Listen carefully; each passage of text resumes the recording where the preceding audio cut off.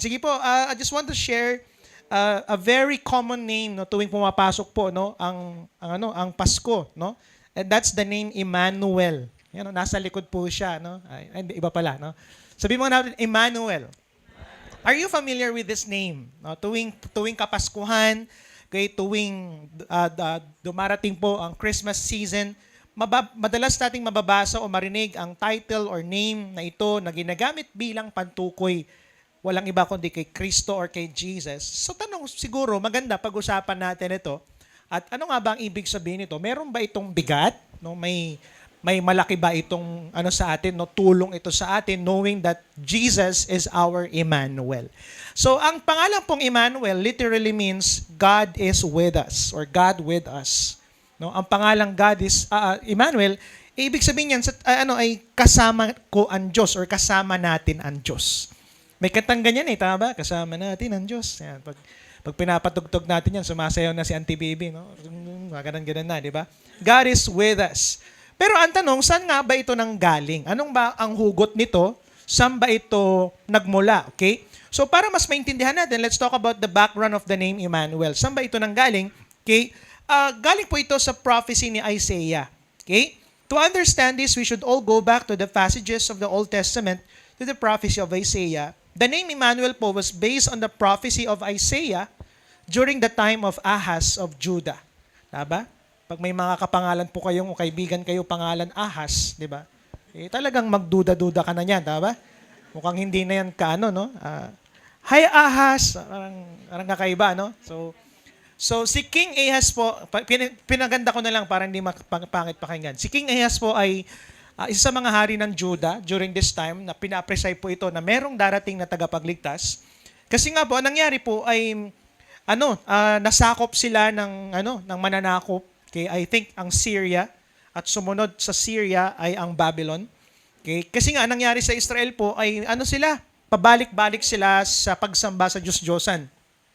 So ang ginagawa ng Panginoon, inaalaw niya itong pagsakop sa kanila para matuto silang bumalik kay Yahweh. So, nangyari nung time na ito, pinapisay, kasi nga nangyari po ay sinakop sila ng isang very powerful nation and that's the Syria, after nun ay Babylon. At ang sabi ngayon ni Yahweh na huwag kayong mag-alala through Prophet Isaiah na may darating na tagapagligtas, ang pangalan niya ay Emmanuel. Okay? So, siya ang magiging tagapagligtas ninyo at siya ang maghahari, di ba? Forever sa inyo. So, ang kapanganakan ng Emmanuel ay tanda ng Diyos kay King Ahaz. Nakasama nila ang Diyos, kaya hindi dapat siya mangamba sa nangyayaring gulo sa panahon po niya. Isaiah 7:14, sabi dito, "Therefore the Lord Himself will give you a sign." No, magbibigay ako ng sign at makakakita kayo ng isang babae na virgin siya, manganganak siya ng isang batang lalaki at tatawagin niyo siyang Emmanuel. Sino po dito humingi na rin kayo ng ilang beses kay Lord ng sign? Lord, sino ba talaga yung mapapang-asawa ko? Bigyan mo ako ng sign, di ba? Yung unang-unang lalabas dito, Lord, matanda yung lumabas, di ba? Lord, hindi na pala Lord, di ba? Isang ganyan tayo, di ba? Humihingi tayo ng sign, pero pag binigay ni Lord yung sign, nabibigla naman tayo. Pero, yan ang sign. Sabi niya, makakakita kayo ng sign na isang babae ay manganganak, siya ay birhen, okay? At tatawagin siyang Emmanuel. Ibig sabihin niyan, pag pinanganak niyan, ibig sabihin na ipanganak ang tagapagligtas na magliligtas sa kanila. No, sa pagkaalipin ng kaaway. So, pinangako ng Diyos na bago mawala ang pagiging inosente ng batang ito, ay mawawala ang Syria at Ephraim na kinakatakutan nila nung panahon pong ito. Sabi ng Isaiah 7:16, "Or before the boy knows enough to reject the wrong and choose the right, the land of the two kings you said will laid waste." So, pinapakita po na ang prophecy ay tumutukoy originally sa isang particular na batay na ipapanganak sa panahon ni Isaiah at ni King Ahaz. Okay ba yun? So, it was a prophecy no, na merong darating. Kasi nga, noong time na yon, naguguluhan sila sa nangyayari sa lugar nila. Okay, magulo politically at sinakop sila ng ibang lugar. Okay, we don't have any record. Sa totoo lang, pagkatapos pong pinapisay, wala namang sinabi sa record in the Bible na ipinanganak nung panahon na yon yung sinatawag nilang Emmanuel na pinapangako. Yung ibang record sinasuggest na sa panahon na nakaligtas daw ang Judah sa Syria at Ephraim, may mga young mothers na pinangalan ng mga anak nila na Emmanuel as a reminder of this prophecy. So pinangalan nila ngayon kasi ang sabi ng Panginoon, makakalaya kayo from this exile at Ayun na nga, pagkatapos silang pinalaya, no, ng Babylon, ng Syria, kasi after ng Syria, sinakop sila ng Babylon. After ng Babylon, pinalaya sila. So lumaya sila ngayon. Pinangalanan yung mga anak nila ng Emmanuel. Hindi ko alam kung kasama si Emmanuel Solomon doon. Tama ba ako? Iba naman, no? Iba pala. Okay. So may mga nagsasuggest din na ito ay isa sa mga anak ni Isaiah dahil ang mga anak niya ay ginagamit din ng Diyos bilang sign sa Israel. At may nagsasabi rin na maaring baka naman si King Hezekiah ang original na Emmanuel dahil sa panahon niya natupad ang propesiya. Kasi pagkatapos po ni King Ahaz talaga, no? Sumunod ay si King Hezekiah. At nung panahon po ni King Hezekiah ay gumanda ang bansang Israel at ang bansang Judah, no? So ang nangyari, mukhang baka ito na nga si Emmanuel, di ba? Pero the fact that the scripture is silent about this particular child, meaning hindi sure at dapat hindi natin siya binibigyan ng atensyon. Pero siguro magandang ginagawa natin, sinisilip lang natin konti, yung mga konting pag-aaral, no, konting sabi-sabi kung ito ba talaga yun. Pero hindi naman dapat siya binibigyan ng atensyon. So ngayon, ang tanong siguro natin, Reb, saan na-fulfill yung pangako? Ito na nga, di ba, nung pinag-uusapan natin about Emmanuel, na-fulfill siya nung panahon ni Matthew. Okay, so sumulat si Matthew ng gospel, okay, at sinabi niya, ni-reinterpret niya yung prophecy at pinopoint niya na itong Emmanuel daw na ito na pangako kay Prophet Isaiah ay walang iba kundi si Jesus. Sinasabi niya that si Jesus daw po is the ultimate fulfillment of the promise.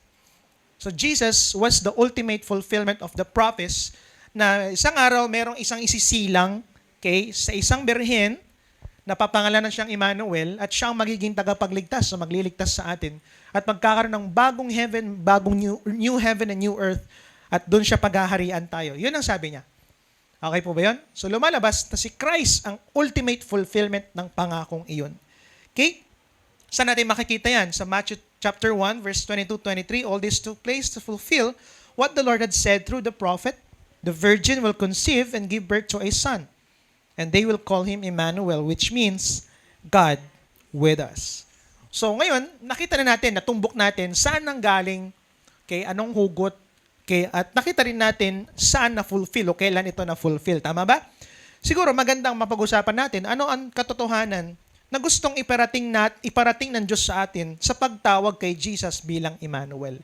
Knowing that Jesus is ay hindi lang natin tagapagligtas or anything, ano pa yung mga tawag natin sa Kanya, but knowing Jesus is our Emmanuel, ano ang ibig sabihin nito? So Christ as our Emmanuel means, I'm gonna share with you tatlong bagay. Number one, God with us as human. Sabi mo nga, human. Diyan ako madalas bumibili ngayon, di ba? Damit pala yun. No? According kay Isaiah po, ang Emmanuel ay tatawaging mighty God. He also used mighty God as reference to God Himself. So ibig sabihin, kay Isaiah 9:6, for to us a child is born, to us a son is given, and the government will be on His shoulders, and He will be called Wonderful Counselor, Mighty God, Everlasting Father, and Prince of Peace. Actually, ito yung magiging trabaho, okay, ng Emmanuel na yan sa buhay natin. By this, we can assume na may tinatanaw si Isaiah na magiging katuparan nito sa hinaharap. So pinapakita ni Isaiah, no, that his prophecy was not just limited to the birth of a particular child during his time, for his prophecy involves God Himself who will reign forever on David's throne. So lumalabas na yung prophecy ngayon ay hindi lang patungkol sa isang batang ipapanganak sa panahon nila, pero ito ay patungkol din sa Diyos mismo na magre-reign forever galing sa linya, no, ni David. Okay ba yun? Kaya magugulat kayo nung panahon po ng Matthew, sa book of Matthew, di ba? Bakit ang gulo ng Matthew? Pagpasok ng Matthew, pinakita kagad doon si anak ni ganito, na anak ni ganito, na anak ni ganito, na anak ni ganito, na doon nang galing si Mary. Nagets niyo yun? Kasi nga, pinakita kung saan nang galing. Kasi ang pangako o ang prophecy ay manggagaling siya sa linya ni David. So, pinakita ngayon. Di ba, ganun minsan pag, supay tatay mo, mga matatanda, di ba? Tatanungin natin, ay, kenta ka manaya. Ganyan, di ba? Inaalam kung saan galing. So, by this, yun na nga, Matthew revealed that the prophecy is pointing to none other than Jesus. Walang pwedeng maging sukdulang katuparan, no? Tatawag nating ultimate fulfillment ng propesya maliban kay Jesus Christ. So, lumalabas that Jesus alone could be called Emmanuel, for He Himself is God. And He is the promised King from David's line. So wala nang ibang Emmanuel aside from Emmanuel Solomon natin, na ba? Na tagapagligtas kundi liban kay Hesukristo lamang. He is the promised King from David's line. Kaya hindi nakakapagtaka po na sa lahat ng gospel records, tanging kay Matthew lang mababasa ang kwento ng mga magi o magay. The author intentionally did this for us to realize that Jesus indeed is God and He is the promised King. Kaya nakuha pa ng mga magi o magay na magbiyahe ng malalayo para lang sambahin siya. Ang mga magay po ay ilang years silang nag-aral. Pinag-aralan nito ng prophecy na ito na talagang darating ang tagapagligtas. At the moment nakita nila yung star, yun ang reason bakit pag Christmas po may mga stars, right? May mga, yung Christmas tree, hindi ko alam anong saan galing yan, no? Pero yun ang, meron ba? Ano no? Sa pagan practices na siya, no? Na parang naayos-ayos na lang. Siguro ikwento rin natin in the future, di ba? Saan ba galing ang Christmas celebration? Pero before that, wala muna tayo ngayon dyan, di ba? Attend na lang kayo ng simbang gabi, no? Baka maitakel natin dyan.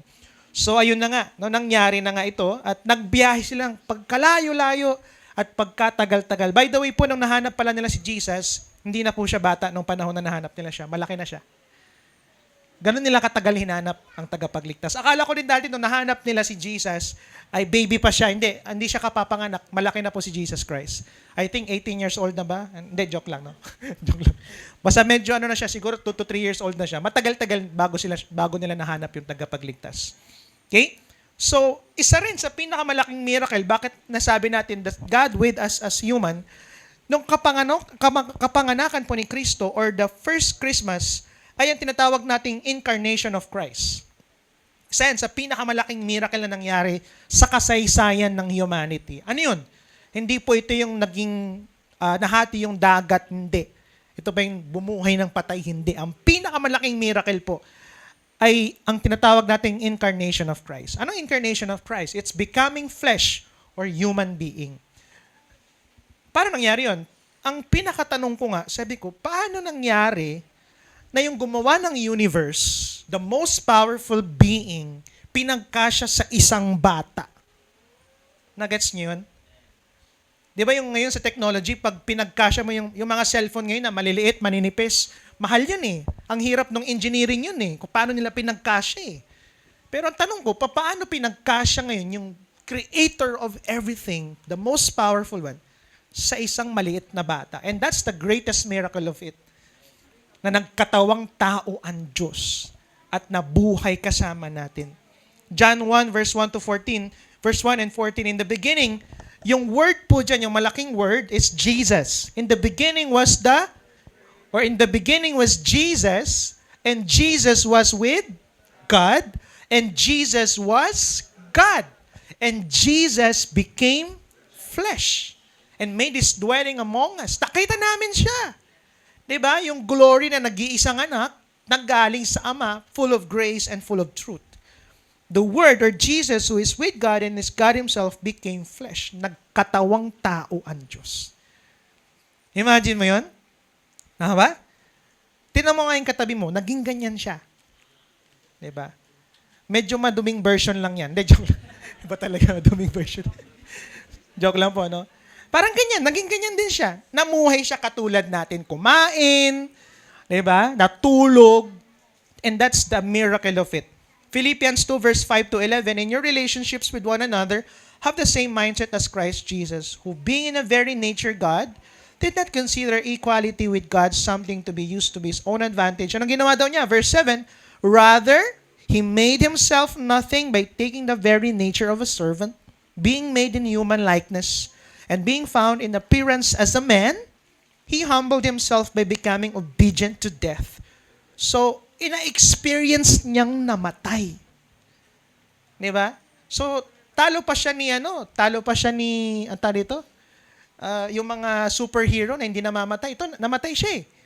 Pinili niya namatay at namatay siya sa isang napaka-horrible na pagkamatay. And that's what we call the crucifixion or the death on the cross. Nung panahon po nila, ang pinapatay lang po gamit ang pagpataw ng crucifixion or pagpapatay sa cross ay yung mga taong gumawa ng pinakamalalaking kasalanan.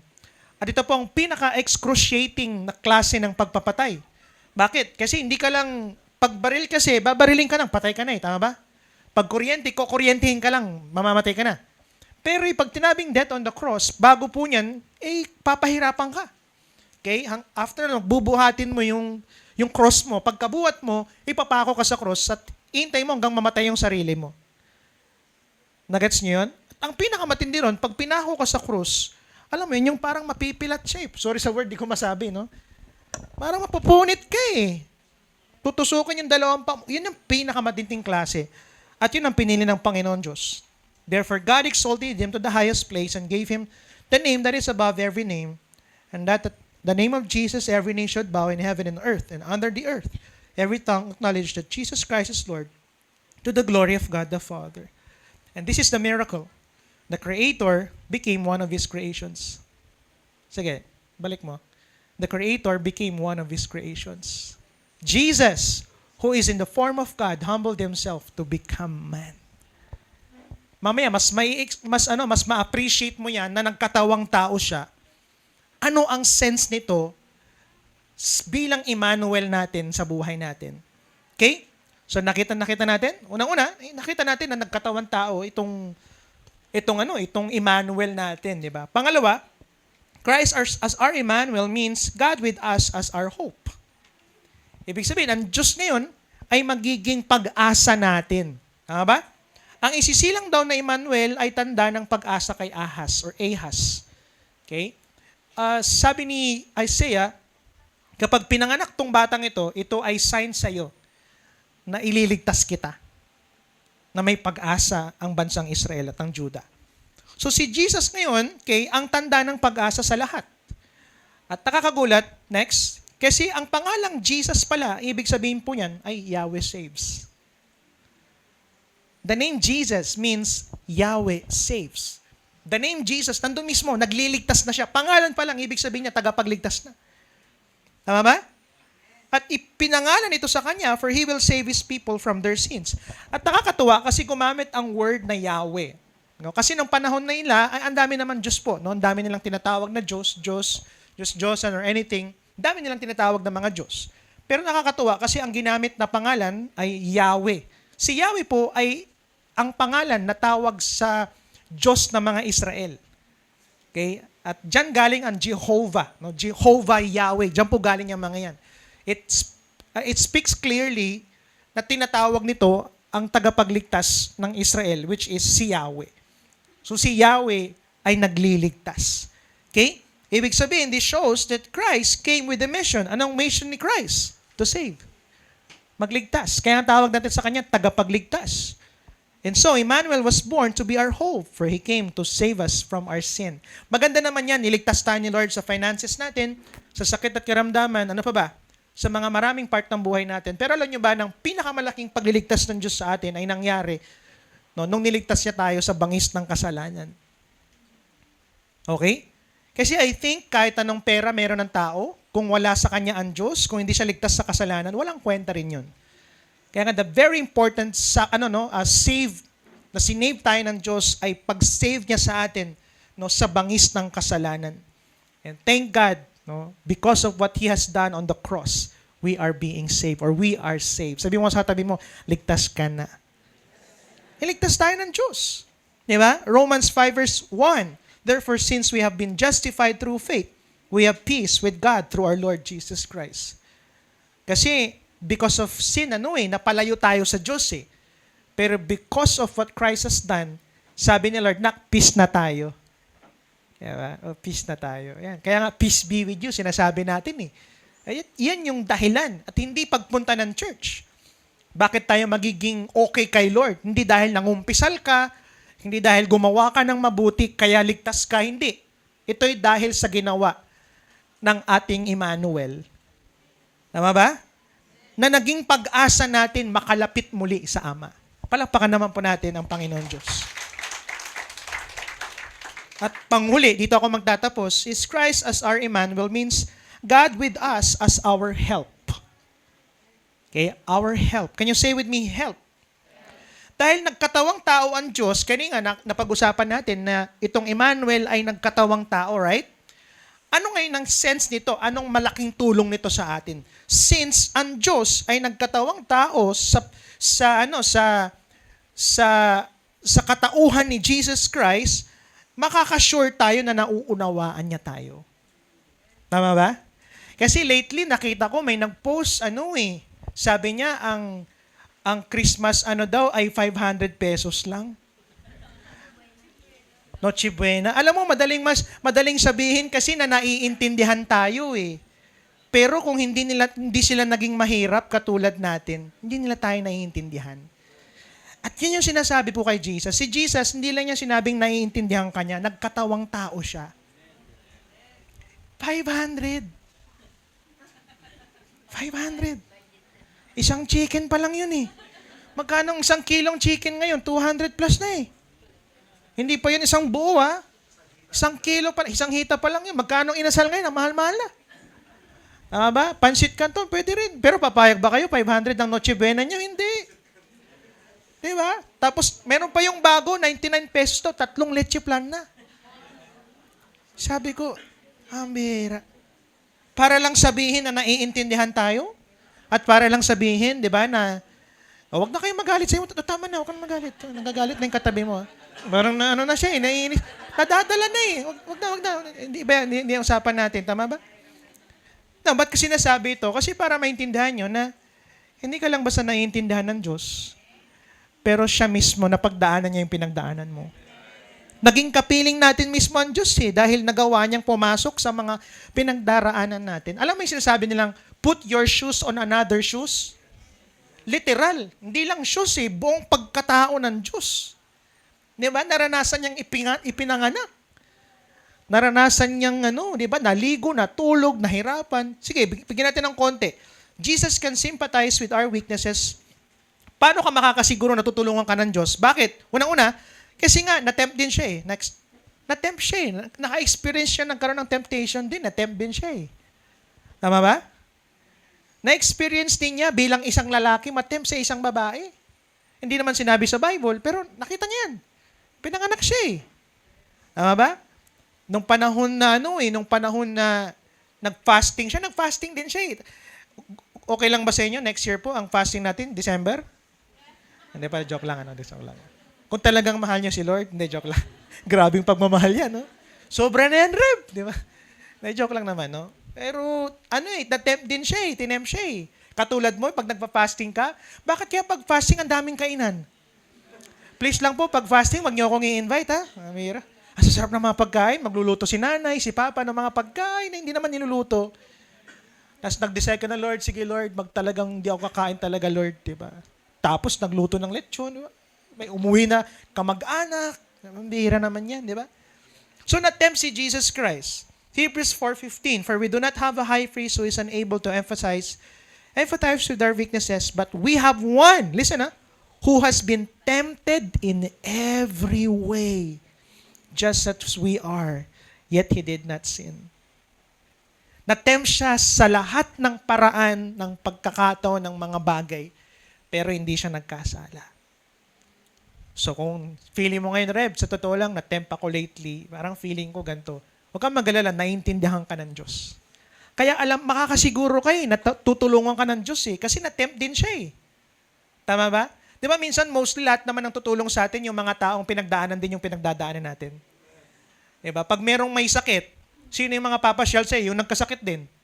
Kasi alam nila yung feeling na nagkasakit Pero yung mga hindi pa nagkakasakit, wala Kaya nalala ko nung na-COVID kami, pambira, grabing pagmamahal ko sa mga na-COVID din kasi na-experience namin Di ba? Are you here? Pangalawa, disappointments. Nakakaranas ba kayo ng disappointments? Si Jesus, pinagdaanan din yan. Na-disappoint din si Jesus. Tignan natin, Luke 13:34. Jerusalem, Jerusalem, you who killed the prophets and stoned those who sent to you. Masyado siyang prostrate sa bansang sa Jerusalem Sabi niya, ilan ng prophet nang nilagay ko sa inyo? Pinatay niyo sila lahat. At di niyo lang sila pinatay. Sabi niya, hanggang gustong-gusto ko rin yakapin pero bakit nakakadismaya kayo? Nangyari na ba sa inyo yan? Nadismaya kayo sa anak niyo? Nakakadismaya naman yung anak. Nangyari kay Lord. Nadismaya ba kayo sa magulang ninyo? Ano ba naman to? Dapat magulang ko. Nadismaya ka ba sa nasa pwesto? Alam ni Lord, yung feeling na nadidismaya. Nadismaya din siya eh. Na-disappoint din siya eh. Okay ba yun? Next, poverty. Alam mo ba, naging mahirap din si Jesus? Sino po dito, pinanganak kayo sa sa kulungan ng mga baboy, kulungan ng mga hayop? Wala. Si Jesus pinanganak sa kulungan ng mga hayop. Di ba, pag may mga lalapit nga lang sa bagong panganak na anak natin, di ba, na may may balbas? Hindi pa naman kambing yun eh, may balbas lang. Ayaw na natin, si Jesus, katabi niya mga hayop eh. Hayop talaga, di ba? Yun ang pinili niyang buhay. Anong trabaho ng asawa niya? Anong tatay niya? Nanay niya, housewife lang. Yung tatay niya, anong trabaho? Karpentero. Hindi ko naman sinasabing mababa, pero nung panahon nila, isa sa pinakamababang trabaho talaga ang karpentero. Di ba? Ngayon kasi may yung karpentero ngayon, may kaibigan ng kontraktor. Tama ba? Kaya medyo malaki-laki pera. Pero nung panahon niya, siguro wala pa siyang kaibigang kontraktor eh. Engineer, wala pa siguro. Wala pa. Kaya mahirap eh. Siguro sana, yumaman siya naman sa amin. Pero mahirap eh. Tuwing papasyal si Jesus, nakikihiram siya. Humihiram lagi ng di ba? So sabihin mo sa akin, Rev, hindi ako naintindihan ni Lord kasi hindi naman siya naging mahirap. Anong hindi siya naging mahirap? Naging mahirap siya. Tingnan natin yung verse. Matthew 8:20, Jesus replied, "Foxes have dens, birds have nests, but the Son of Man has no place to lay his head." Wala siyang bahay. Kaya minsan pa nagre-reklamo na ako, Lord, ilang years na kami nagre-renta. Sabi ni Lord, ako nga, wala akong sariling bahay. Naiintindihan kita. Nung papakainin niya na yung mga disciples before yung Last Supper, nakihiram ng tirahan eh. Nagrenta lang din eh, humiram din eh. Nung papasok ng Jerusalem, ng Bethlehem, humiram na naman ng donkey eh. Nanghihiram eh. Sino po dito, ilang years na rin kayo nanghihiram? Balik mo naman. Hindi, joke lang. Ito, ilang years na kayo nanghihiram din. Di ba, Reb? Tagal-tagal na namin nanghihiram, nagre-renta. Naiintindihan ka ni Lord. Kaya nga tutulungan ka ni Lord yun kasi alam niya yung feeling eh. Okay lang ba kayo? Pagod ka na bang maging mahirap? Yes. Dapat lang. Sabi mo sa tayo mo, dapat lang. Ilang years ka nang ganyan. Di, joke lang, no? Hirap eh, di ba? Pero naintindihan tayo ng Panginoon Diyos kasi na-experience niya yun eh. At panghuli, sorrow, na-experience din niyang masaktan eh. Magdamdam eh. Tama ba? Matthew 26:38, and he said to them, "My soul is overwhelmed with sorrow to the point of death. Stay here and keep watch with me." At nakakatuwa kasi sa book of Luke, which is si Dr. Luke, ang author po ng Luke, no, ang Gospel of Luke ay doktor. Si Luke ay doktor. Magugulat ka nung sinulat niya ang Luke, especially nung panahon na si Christ ay malapit ng i-crucify. Isa sa mga sinulat niya ay si Christ daw po ay namawis ng dugo. Pag sinabing namawis ng dugo, ibig sabihin nun, nakaka-experience ang isang tao ng sobrang sakit, no, na experience inside. Depressed, sobrang hirap na hirap talaga siya. Nangyari nung panahon na nagpipray siya sa Garden of Gethsemane, asking, Lord, kung tutuloy ba ako sa plano mong ipako ako sa krus o hindi na lang, o meron pang ibang way. Di ba minsan pag yung dinudugo yung ilong natin, di ba yung may mainit sa loob, tama ba? Ganun nangyari kay Jesus. Na-experience niya yung na-experience mo. Alam niya yung feeling na masaktan. Ito, favorite verse ko dati kasi pag yung next na verse dito, pag hindi kasi kumain dati sa bahay namin, pag walang memorize na verse, di ka makakakain. So ito yung lagi ko mini-memorize sa verse. No? John 11:35, Jesus wept. Oh, pipakain na kami pagkatapos. Nakakatuwa, no? Pero alam mo, napakasimpleng verse, but it shows a very important thing na umiyak din si Jesus. Kailan to nangyari? Kailan siya umiyak? Nung namatayan siya ng best friend. Namatay si Lazarus. Nakita niya si Mary umiyak siya eh. Tanong mo sa akin, Reb, hindi ako naintindihan ni Lord. Di naman siya namatayan ng kamag-anak. Namatayan siya ng kaibigan eh. Umiyak siya eh. Humagulgol si Christ. Jesus wept eh. Sobra siyang nasaktan eh. So kung isip mo, parang di ako naintindihan ni Lord, I have everything to say na naiintindihan ka ni Lord. At sigurado, kung naiintindihan ka niya, sasamahan ka niya. At tutulungan ka niya. Amen? Jesus experienced what we are experiencing and so, He understands. Lumalabas that Christ, our Emmanuel, is our most reliable help. Not only because He understands, but also because He is near. Sino po dito, may mga taong nakasama mo, o sinamahan ka kasi naiintindihan ka. Same kayo ng pinagdaanan, tama? Pero may mga tao naman na hindi man kayo same ng pinagdaanan, pero dahil close kayo, sinasamahan ka. Ganyan si Lord. Sasamahan ka niya, hindi dahil pinagdaanan din niya yung pinagdaanan mo, pero sasamahan ka niya kasi malapit siya sa iyo eh. Importante ka sa Kanya. Because that is our Emmanuel. Palakpak naman po sa Panginoon Diyos. So recap lang tayo. Ano po yung tatlong bagay? Christ as our Emmanuel means, number 1, God is with us as human. Number 2, God with us as our hope. And last but not the least, God with us as our help. And last po, Jesus can sympathize with our weaknesses for He also faced, unang-una, temptations, tama? Na-tempt siya eh. Pangalawa, na-disappoint siya. Pangatlo, naka-experience siya ng poverty. At panghuli, ay naka-experience din siya ng sorrow. So tapos na po ako, magkukonclude na po ako. Palakpak naman sa Panginoon Diyos. Sa aking pagtatapos po, nakakatuwa kasi nung sinimulan ni Matthew ang Book of Matthew, nag-start siya sa isang sulat na may darating daw na tagapagligtas o naisilang ang tagapagligtas. At ang pangalan niya Emmanuel. Ang ibig sabihin is, God with us. Kasama natin ang Diyos. At nakakatuwa kasi tinapos niya, sige, pakita natin yung verse. Yeah? Gumamit siya ng word. Sabi niya, darating daw eh. Itong prophecy na ito at papangalanan siyang Emmanuel. Meaning, God with us. At nakakatuwa kasi sa dulong chapter ng Matthew, He ascended with the promise that He will never leave until the very end. Sabi niyan, bago umalis si Jesus sa langit, and teaching them to obey everything I have commanded you, and surely, ano sabi? Surely. Pag sinabi bang surely, baka minsan, baka this year lang, next year hindi na. Ganun ba yan? Pag sinabing surely, sigurado. Ano sabi niya? Surely I am with you. Ito nakaka-amaze kay Lord. Sinabi na nga yung surely, sinabi pa yung always. Sigurado, lagi. To the very end of the age. At ang pangako ng Lord, hanggang matapos ang buhay natin, kasama tayo ni Lord. Ano ba ibig sabihin yan? Isa lang ang malinaw.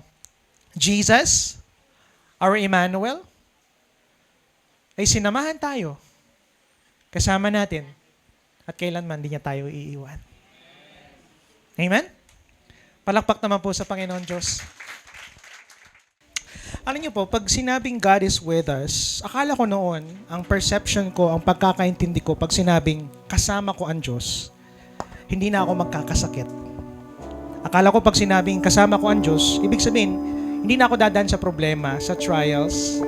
Akala ko pag sinabing God is with us, ibig sabihin, maganda na ang buhay ko. Pero nakita ko po, pag sinabing God is with us, ibig sabihin, kung sinabing God's presence ay kasama ko, sige, pakita natin yon. God's presence doesn't promise a life free from sickness, trials, or pain. Pag sinasabi ni Lord na anak, kasama kita, hindi ibig sabihin wala nang sakit, wala nang trials, wala na nang hinanakit. Pero ina-assure lang tayo ng Diyos na anak, sa sakit, sa trials, sa mga pahirap ng buhay, hindi ka nag-iisa na haharapin ito. Kasi kasama mo ako. Amen? So ngayon, gusto ko lang pong kausapin yung mga kapatid ko ngayon na nasa trials. Nasa trials ka ba ngayon? Gusto ko malaman mo, you are never alone. There is hope because God is with us. Sa mga nasa banig ng karamdaman, Lord, bakit ganun? Bakit ako pang nagkaroon ng sakit? Lord, ba't may ganito pa sa akin? I just want to remind you na hindi ka nag-iisa. May pag-asa pa dahil kasama natin ang Diyos. Sa mga nawalan ng mahal sa buhay, you are never alone in sorrow. Sa lungkot at ginhawa, hindi ka nag-iisa, may pag-asa pa rin dahil kasama natin ang Diyos. Next, magpasalamat tayo sa Diyos dahil mayroon tayong Emmanuel, ang Diyos na kasama natin, nakakaunawa sa atin, malapit sa atin, pag-asa natin at sandigan sa lahat ng panahon. before I pray, tingin kayo lahat sa akin. Marami sa inyo dito, nasamahan ko po kayo nung nasa ospital kayo. Naipag-pray ko po kayo nung may pagsubok kayo. Marami sa inyo dito nakasama namin. Pero gusto ko malaman ninyo na I may not be always with you always. Hindi lagi kasama ko kayo. May times, nasa ospital ka, wala kang kasama. Hindi mo ako kasama. Siguro online magkakasama tayo. But always remember this, that our Emmanuel does. Hindi ka iiwan ng Emmanuel natin. Sa mga panahong parang feeling mo wala ka ng kasama. Hindi siya nawala, hindi siya umalis. Andyan lang siya, kasama mo siya. Alam mo, bakit maganda ang New Year natin? Hindi dahil perfect ang New Year natin. Tama ba? Marami sa inyo dito, baka marami sa inyo may mga pinagdadaanan pa, may mga bruises pa, may mga pagsubok pa. Pero the fact that you're here, hindi because kaya mo, pero dahil I believe, sinamahan tayo ng Diyos. Mga kapatid, God is with us. We may not be always with you always, but our Emmanuel is always with